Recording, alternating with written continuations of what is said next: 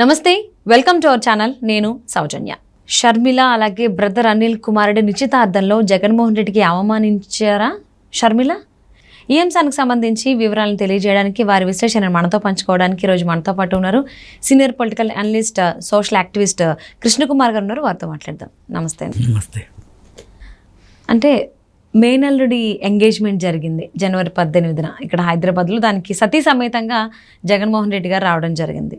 కానీ వచ్చిన తర్వాత జగన్మోహన్ రెడ్డికి అవమానం జరిగింది అనేటువంటి టాక్ వినిపిస్తోంది. అది కూడా షర్మిలానే చేశారు అనేసి. అంటే ఒకప్పుడని కాదు, ఈ మధ్యలో కూడా కావచ్చు, ఆయన వదిలిన బాణమే షర్మిల అంటున్నారు. అసలు అంతర్గతంగా ఏం జరుగుతోంది ఆ ఇంట్లో? ఏదైనా నిజంగా నిద్రపోయే వాళ్ళని ఎవరైనా లేపగలమండి. దొంగ నిద్ర నటించే వాళ్ళని మనం లేపలేము. ఇప్పుడు పరిస్థితి ఎట్లా ఉందంటే, అసలు వీళ్ళిద్దరి మధ్యలో నిజంగా వైరం ఉందా లేదా, ఏదైనా ఒక ప్రయోజనం ఆశించి వీళ్ళు నటిస్తున్నారా? ఏ ప్రయోజనం లేకపోతే నటించాల్సిన అవసరం లేదు కదా. అవును. ఏంటి అసలు ఆ నిజమా, నటన నిజమా, ఇదంతా వాస్తవమా, లేకపోతే ఇలా నటించడానికి ప్రయోజనం ఏంటి? ఇవన్నీ వీటికి సంబంధించి ఒక పెద్ద చర్చలు, వాదోపవాదాలు, తర్కించుకోవడాలు నడుస్తున్నాయి. అసలు ఇంకో 4 రోజులు పోతే మనకున్న మన సమాజంలో ఉన్న సహజ లక్షణం ప్రకారం బెట్టింగ్ మనకు ఒక లక్షణం. అసలు ఈ విషయం మీద బెట్టింగ్లు కూడా కాస్తారా అని అనిపిస్తుంది ఒక్కొక్కసారి. ఓకే. కానీ కొన్నిసార్లు చూస్తే నిజంగానే వీళ్ళు బాగా కొట్లాడుకుంటున్నారు అని అనిపిస్తుంది. నిజంగా కొట్లాడుకుంటున్నారు అనుకోవడానికి మనకు అనిపించింది ఏంటంటే, చాలా కాలంగా వీళ్ళు తాడేపల్లి వెళ్ళట్లేదు. షర్మిల తల్లి తాడేపల్లి ప్యాలెస్కి, పులివెందుల్లో కూడా కొంచెం మాటలు లేవు. తాడేపల్లికి అసలు వెళ్ళట్లేదు. మామూలుగా అయితే వెళ్ళొచ్చు కదా, వెళ్తారు కదా, మామూలుగా వెళ్ళట్లేదు. అక్కడ పులివెందుల్లో వైఎస్ఆర్ స్మారక చిహ్నం దగ్గర ఒకేసారి వెళ్ళడానికి ఇష్టపడట్లా. సమయాలు మారుస్తున్నారు, ఒక బ్యాచ్ తర్వాత ఒక బ్యాచ్ అట్లా ఉంటున్నారు. అసలు ఈ అనుమానం అంతా ఎక్కడ మొదలైంది అంటే, షర్మిల కూడా మొదట్లో బయటపడలా, గుంబనగానే ఉంది. తల్లిని ఎప్పుడైతే గౌరవ అధ్యక్షురాలుగా తొలగించారో అప్పటి నుంచి ఇంకా బయటపడిపోయి ఓపెన్గా మాట్లాడుకుంటున్నారు. అలాగే మొదటిసారి వైఎస్ వివేకానందరెడ్డి హత్య తరువాత ఈమె వాంగ్మూలం ఇవ్వాల్సిన పరిస్థితి వచ్చినప్పుడు, ఈమె ఇచ్చిన వాంగ్మూలం ఏదైతే ఉందో, వైఎస్ షర్మిల ఇచ్చిన వాంగ్మూలం, దీని వెనక ఆర్థిక కోణం లేదు, రాజకీయ కోణమే ఉంది అని ఆమె చెప్పడం దరిమిల ఏదో ఉంది ఇక్కడ అని అనిపిస్తుంది. ఓకే. అది మొదటిసారి అనుకున్నది అప్పుడే. ఆస్తులు తగాదాలు ఉన్నాయంట అని ఏదో కర్ణాకర్ణిగా వినడమే తప్పితే అనుకున్నది ఏమీ లేదు. దాదాపు 2.5 సంవత్సరాల పాటు ఇక్కడ లోటస్ పాండ్కి కూడా ఆయన రాకపోవటము, వీళ్ళు అక్కడికి వెళ్ళకపోవటము, ఇదంతా కనిపిస్తూనే ఉంది. పైగా ఈవిడ మాట్లాడిన మాటల వల్ల ఈమె ఎవరి వైపు ఉంది, సునీత వైపు ఉంది అనేది అర్థమైపోయింది. అర్థమైపోయి మా నాన్నకి ఎంత ఇష్టమో మా బాబాయికి కూడా నేనంటే అంతే ఇష్టం అని చెప్పి ఆవిడ చెప్పటం కూడా జరిగింది.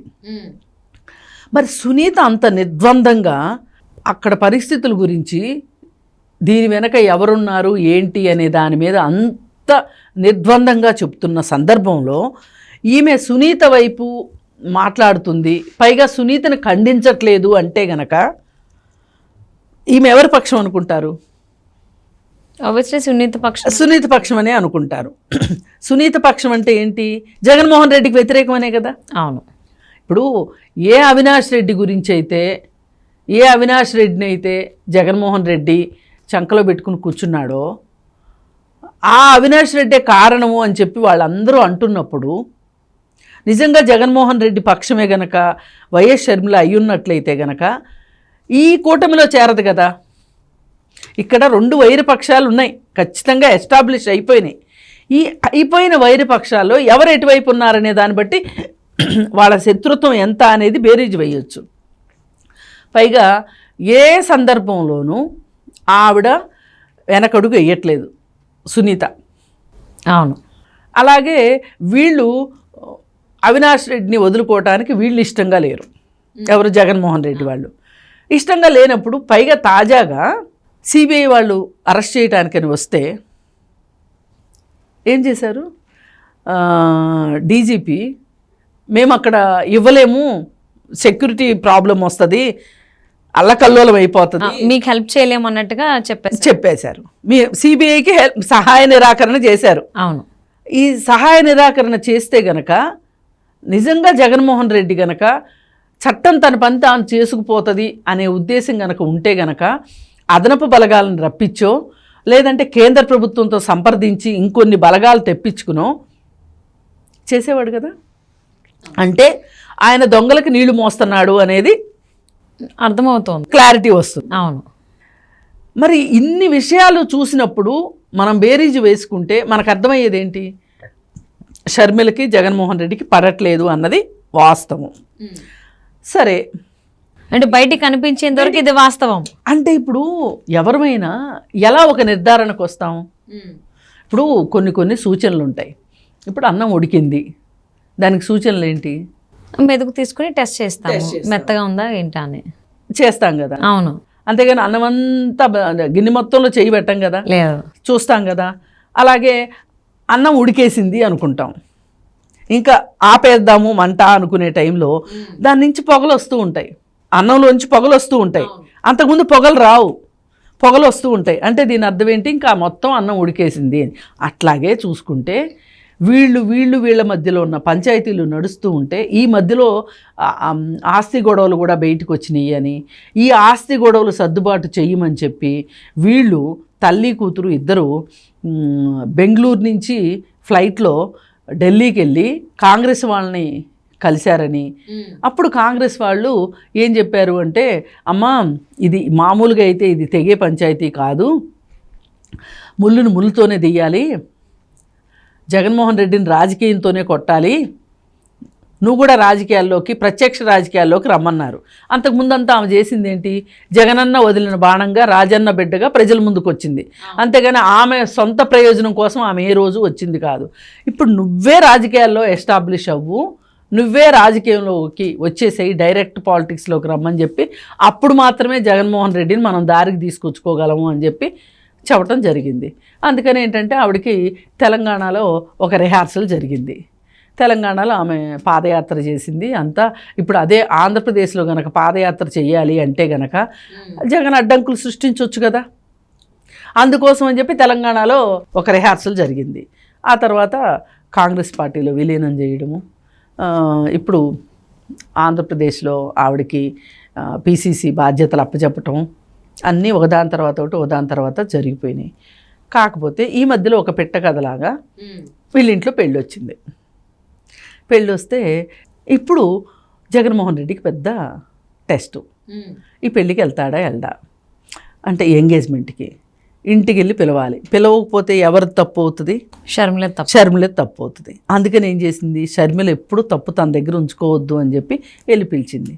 దానికి అప్పటికే తల్లిని చెల్లిని గెంటేశాడు.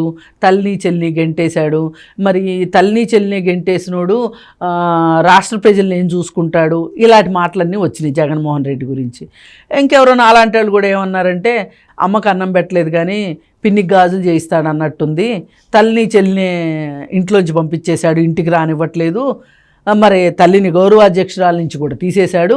అలాంటిది మరి ఈయన ఇంకా దేశంలో ఉన్న ఆడవాళ్ళని ఏం చూసుకుంటాడు అనేది అందరూ నా సోదరీమణులు అంటాడు, కానీ అన్నీ ఒట్టే నాటకాలు అని చెప్పి మాట్లాడిన సందర్భాలు ఉన్నాయి కదా. దీన్ని పోగొట్టుకోవడం కోసం నిన్న ఫంక్షన్కి అయితే వచ్చారు, భార్యాభర్త ఇద్దరు వచ్చారు. అంటే ఇక్కడ అంతా బాగానే ఉంది. స్టేజ్ మీద చూసుకున్నట్లయితే ఆల్మోస్ట్ వీళ్ళిద్దరు ఎడమొహం పెడమొహం అన్నట్టే ఉన్నారు. సో షర్మిల కూడా జగన్మోహన్ రెడ్డిని రిసీవ్ చేసుకునే విధానం ఎలా ఉంది, ఆ తర్వాత దానికి ముందు వచ్చినటువంటి అతిథుల్ని ఏ విధంగా రిసీవ్ చేసుకున్నారని మనం అందరం చూసాం. అంటే ఇదంతా నటనే కేవలం అని అంటున్నారు. ప్రస్ఫుటంగా కనిపిస్తుంది అక్కడ ఆమె ఒక్కొక్కరిని రిసీవ్ చేసుకునే విధానము, మొహం అంతా చాటంతా చేసేసుకుని సంతోషంతో వాళ్ళని రిసీవ్ చేసుకోవడం చూసాం మనము. అలాగే అలా కాకుండా జగన్మోహన్ రెడ్డి వాళ్ళని అంత పట్టి పట్టినట్టు రిసీవ్ చేసుకోవడం కావచ్చు, చాలా మెకానికల్గా జరిగిపోయింది.